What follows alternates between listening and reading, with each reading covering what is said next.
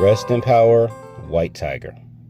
What's going on, guys? Your man Unspoken Reviews back again with another video, and today we are doing a review of Daredevil Born Again episode 3, The Hollow of His Hand. All right, guys, so this episode was centered around the trial of the Hector Ayala, as now he is in a position where he is now facing the charges for the death of Officer Shanahan, which was not his fault, as we know from episode 3, but of course we know there's a court of public opinion, and as people find out there's the death of a cop, they are not willing to let it go, and now he is in trial along with Murdock, who is now defending him to prove his innocence, realizing that he is not responsible for the death of this officer. All right, guys, so this episode was really centered around the trial of the White Tiger. I do realize this is a comic book. I actually have it on my phone. I'm actually going to go back and read it to try to compare notes from what I've seen on the episode from what I've seen in the comic book. I think it's going to be pretty cool. I actually just found it. I looked up White Tiger. I guess they've been trying to make that character much more well known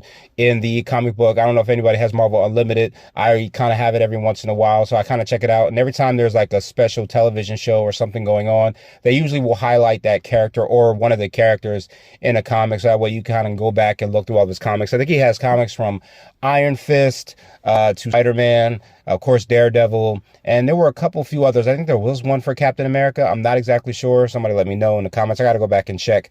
But this was a pretty emotional episode. It definitely was a big send-off to Camar de los Reyes. I thought that was pretty cool to give him an opportunity to just kind of say a goodbye to his character. It's kind of messed up towards the end, but the way they were trying to shoot it, I understood. I also looked up some of the information of when he was shooting it. He did have cancer while he was performing the role, and even the actors and the directors really said that he did an amazing job and it was a perfect send-off for him.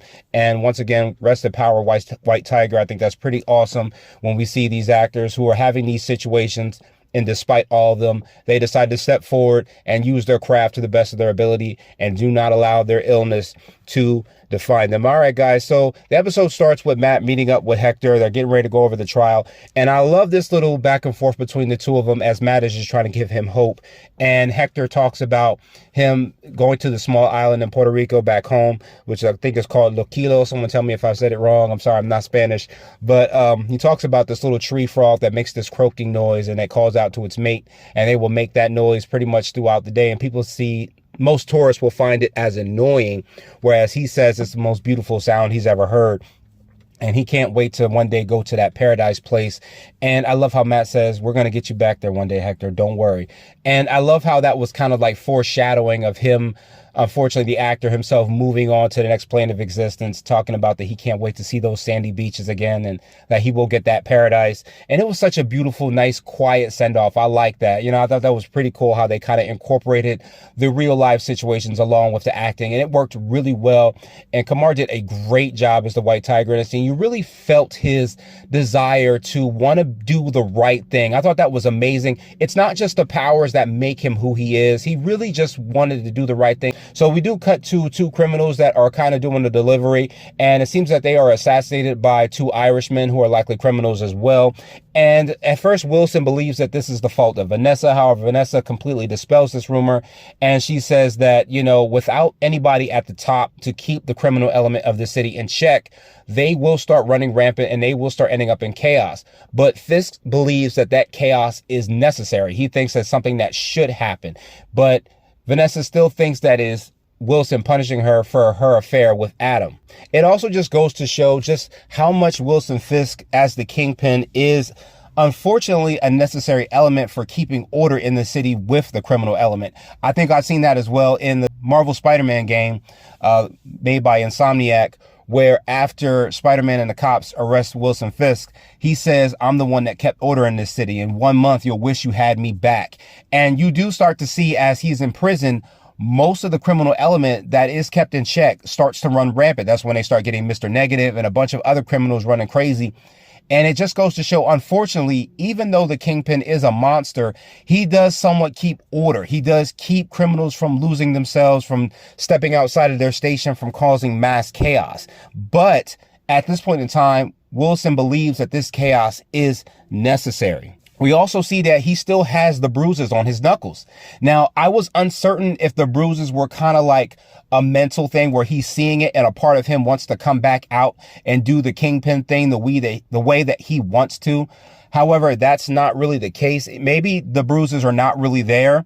Maybe it's just something going on in his mind. I'm not exactly certain. Or it could be that he's out there actually beating on someone. We see that this is also mirroring Matt's situation. We see he's in the bathroom trying to wash off his hands. We see the bruises on his knuckles after his fight with Officer Powell and the other officer that was helping him. Speaking of Powell, it seems that he walks in right as Matt's getting ready to leave the restroom, and the two of them have a confrontation. I think a lot of people thought that Powell and the other officer died. That's not the case. Turns out Powell and the other officer survived, bruised and beaten and battered for wear. And we see that Powell has black and blues all over his face. He confronts Matt saying that a blind guy that could fight like that. And of course, Matt doesn't really play into it. He knows that Powell is trying to bait him. However, he does snap back at Powell and tell him, well, does it seem like you're trying to kill a witness? So Powell does get an opportunity to be questioned by Hawkberg, aka the Hawk, who is the DA of New York. And as he's asking Powell all these questions, it seems that Powell is a well-decorated cop, has like 3 awards or something like that. And it makes you wonder how a cop like this was able to snap in this way. Now, it does stand to reason that he could have already been a bad cop and maybe just manipulated and gamed the system. So lying up on the stand there, we see that Hector is getting really upset. You can tell that the man has a lot of integrity and he hates when someone is lying on his name like that. But Matt manages to calm him down. After this, he does get an opportunity to cross-examine Powell, and he's asking him all these questions about Nikki, which, you know, it's interesting because Powell kind of backs himself into a corner where he talks about there's nobody out in New Year's because everybody's out celebrating. So there's nobody on the subway line. There was no activity. It was quiet all night, and it was just a real relaxed night. So when Matt gets a chance to cross-examine him, this does kind of get in his way of his questioning, where Powell now has to double back and say that he does not know that he was on the platform, but there was nothing going on. And Matt does bring up Nikki Torres as an informant, but Powell immediately dispels this and tells him that he knows no one by that name. However, after the questioning, Matt gets ready to sit down, but another officer speaks to another one and says that Torres cannot be allowed to testify. And we see that he has the Punisher emblem there on his neck. It's not really dispelling at all, but a tattoo like that on your neck, you don't think that that is kind of like a bad hiring effect? I mean, like, it just, in my opinion, I don't know if he had it after he was an officer or before. That just looks kind of funny to me. I don't think I would ever hire an officer with that kind of tattoo. That sends a really bad message, but okay. So he does say that. So we do cut back to Nikki Torres. It seems that he is put in a safe house. So we do cut back to Cherry. He is now getting ready to move Nikki to the courthouse so that way he can testify. And this way, this will dispel anything that Powell said, as well as prove Hector's innocence. So as they get ready to leave, we see that somebody is watching them, and when they seem to move Torres into a vehicle, and we see Cherry is driving through the city streets being tracked by different vehicles as he's trying to get to the courthouse as fast as possible. A police officer motorcycle pulls up, and of course it's Powell. He tries to get Cherry out of the car, and, you know, Cherry does show his badge as well, which, you know, Powell doesn't care about that. However, as we open the back of the van, Nikki is not in there. That's right. It seems that they moved him into a taxi cab with the other guy, and they managed to get him to the courthouse, which I thought was so awesome. They definitely knew what was going to happen. I mean, come on, man. They had to know that there was no way that they wanted Nikki to get to the courthouse, but it was pretty awesome how they were able to play Powell like that. And Nikki manages to get up on the stand. And despite them so Matt does start cross-examining him as a witness, starts giving him a chance to tell his story. However, we do see Nikki is starting to become afraid of the police officers. He immediately pussies out and he lies and says that he was never on the subway line. He was at home and that he had nothing to do with the situation, which immediately ruins everything for Hector. It makes him seem like he is responsible, that there were lies put out there, which I so messed up. You know what I mean? And I'm thinking to myself, you know, for Torres, they're more than likely going to kill him anyway. I mean, he is a liability. Even if he is not telling them the truth, he still knows the truth. So there's no reason for them to trust him. More than likely, they'll kill him anyway. I just found that so funny that he punked out like that. So Fistman Buck does meet up with some of the criminals and offers them some money. And we still, at first we think that this is Wilson who does this. However, it is in fact Vanessa who has sent Buck to try to broker at least some kind of control over the criminal element of the city, which I found was very interesting that she is doing that. You see that she is still moving recklessly like that. Wilson is not okay with it. However, he is trying to tell her that none of this is their concern and that he just wants to focus on being mayor and trying to create peace in the city his own way. But Vanessa does not believe that at all. I think that is his way of trying to make the city need him. This is something that the Kingpin does do well. Like, a lot of people think that the Kingpin just uses like intimidating techniques to get people to do what he wants, or physical violence. Not always true. If you can convince people that they need a power, then they will choose that power over anything else. I believe his idea is to try to create as much chaos as possible. That way the city believes that he has their best interest at heart. So Matt decides to have Hector come up on the stage, especially since their defense is blown wide open, and have Hector give his opportunity to tell his side of the situation. We also get a very cool scene. We get to get a nice cameo from Ava Ayala. That's right. She's actually in the crowd along with Soledad, his wife. And it was really cool seeing her. We do know that she becomes the White Tiger after Hector's death. And I think that's pretty cool. I think she becomes an FBI agent. I don't know, because she seems way too young in this photo right here. She seems way too young. I think probably around like 15, 16 maybe at this time. So it's probably going to take some time. I know she becomes an FBI agent, but then retires to become the White Tiger. I do believe in some iterations she's younger as the White Tiger. I don't know which way they're going to go with this. I don't know if they're going to pass off the mantle to her later on, but it was a pretty cool cameo seeing her here at this moment. But it turns out that Hector was on his way to surprise his wife with some flowers, and he was going to put them on a studio apartment that he found in Brooklyn, or I think it was the Bronx, that he was able to save up and afford for his family. And I thought that was pretty cool, as it was a nice slap in the face to his wife to show her that while he may have been different and busy, he was trying to give them a better home. And so Matt does start talking about why Hector did what he did, and he just said it was the right thing to do. And I thought this was pretty cool. We do see he is a man of integrity, and that has nothing to do with the powers. He just saw that there was something going on in the city, and he decided to put himself in a position to help someone that was in need. And Matt continues to play on this, as much to Kirsten's dismay. She does not like it, but Matt continues on, and he announces to Hector and says, "Hey, is it true that you are the White Tiger?" He pulls out the mask. He shows it to the whole courtroom. Everybody goes batshit insane. I was like, wow, that was a Hail Mary call, but it was still a smart call on Matt's behalf, putting Hector in a position where people saw him as a hero, especially since everyone thought he was a cop killer. The only way to protect him was to say, hey, he's the White Tiger. He goes out every day saving lives as this vigilante, putting himself on the line to keep lives safe. Why would he kill a cop? Of course, the judge and the DA are pissed about this, but there's pretty much nothing that he can do since that information is out there for not only the citizens, but it's there for the jury. And now that people know that he's the White Tiger, if this is admitted, there's nothing that they can do that can probably sway the jury to believe that he should go to jail and that he's responsible for these crimes. Of course, Hector is a little upset, saying that, he wished Matt had asked him first before he outed that situation to everybody. And, Matt tells him that after this, he can no longer be the White Tiger. But Hector tells him, you don't understand. I didn't choose this. It chose me. It's a calling. It's nothing that I can just put down.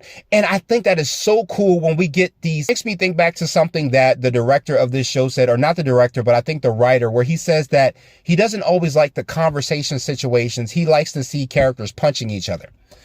Those things are great. But when you get these moments where you see characters talking to each other and giving up these moments of integrity where they're just being good, upstanding people, being heroes, it's something inspiring. And this is what is really loved by superheroes. It's not always the punching things. It's when they're able to step up and say these amazing things that make you feel like you want to do the right thing. And it's pretty cool how this is just who Hector Ayala is. Yeah, he may be the White Tiger, but that power is not what makes him who he is. This is who he is at his core. The power itself, the Tiger Amulet, just found him. And he was fine with doing what he had to do to protect the city. So after this, we do get a couple witnesses that come up and speak on the behalf of the White Tiger. It seems that he has saved an abundance of people since Matt had stopped being Daredevil. I believe he saved some people from a car fire. He saved someone who was being mugged. He has saved multiple officers and has stepped in with multiple officers. And we also get another shout out to another character, Officer Morales, who we do understand could be Miles Morales' father. Now, the only difference here is that Jefferson Davis, who is his father, is also named Jefferson Davis. Now, never in anywhere in the comic books or in the movies or shows have I ever seen him referenced, even in the Spider-Man game, have I seen him referenced as Jefferson Morales. He is a black man, so his name is Jefferson Davis. Now, real Morales is actually his wife. Now, I don't know if they switched the names for the sake of the show, or maybe they're just kind of giving a little Easter egg for a Spider-Man reference there for Miles Morales. I'm not exactly sure. If that's what they're doing, cool. But I don't know if it's the same situation. You know what I mean? It might just be Jefferson Davis, or they may have switched his name to Jefferson Morales. I'm not exactly sure. Or maybe it's just someone who is related to real Morales. I don't know. We'll get around to it. But I think it was a pretty cool Easter egg and shout out to, Miles's father. We see that Matt is in the courtroom struggling to let go of that Daredevil persona. The things that Hector says to him really does resonate. And I think Matt tries to argue back with him and saying that the man under the mask is, it's not needed for a man to be under a mask. And you see, Matt does not believe that. He does not believe that he's okay with just being Matt Murdock. He's still twirling with that Daredevil piece. He still feels that he wants to put that helmet back on. He knows he wants to, you know what I mean? He's still trying to fight it. But what Hector is doing is really giving him pause to believe that Daredevil is a necessary force in the city for the people. So we do see that Hector is found not guilty on all counts, which I was extremely excited to see. I'm glad that he got off. His family is excited to see it. And we see that, Hector is a good dude. He really just does the right thing. And I thought that was pretty cool. And that's something he says when he's being questioned. It was the right thing to do. It was the right thing to do. And I thought that was pretty cool that, when you really do step up for the people do understand what you have done and care about what you're doing and try to give him another chance. But he is found not guilty. This does upset Wilson Fisk as he's pissed off about this.